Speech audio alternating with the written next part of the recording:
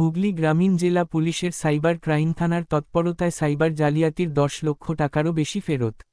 গত 25/03/25 তারিখে মগরা থানার অন্তর্গত মায়া অটোমোবাইল কোম্পানির অ্যাক্সিস ব্যাংক অ্যাকাউন্ট থেকে মোট 26,87,000 জালিয়াতি হয়।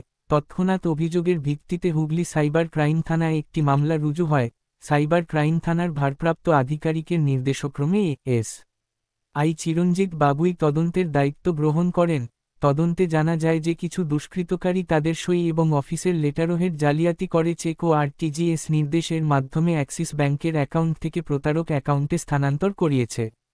তদন্তকারী অফিসার এর তৎপরতায় সাইবার প্রতারণার মাধ্যমে খোয়া যাওয়া অর্থের 10,32,151 টাকা উদ্ধার হয়, যা ইতিমধ্যেই ও অভিযোগকারীর অ্যাকাউন্টে ফেরত পেয়েছে। বাকি টাকা উদ্ধার ও তদন্তের কাজ চলছে। মায়া অটোমোবাইলের তরফ থেকে হুগলি গ্রামীণ জেলা পুলিশের সাইবার টিমকে সাধুবাদ জানিয়েছে। আমাদের একটা ফ্রড হয়েছিল 26 লাখ সামথিং, তো সেই কারণে আমরা একটা এফআইআর লঞ্চ করি। তো হুগলি সাইবার ক্রাইম আমাদের অনেকটা হেল্প করেছে, যার এগেইনস্টে আমরা 10,32,152 রিফান্ড পেয়েছি।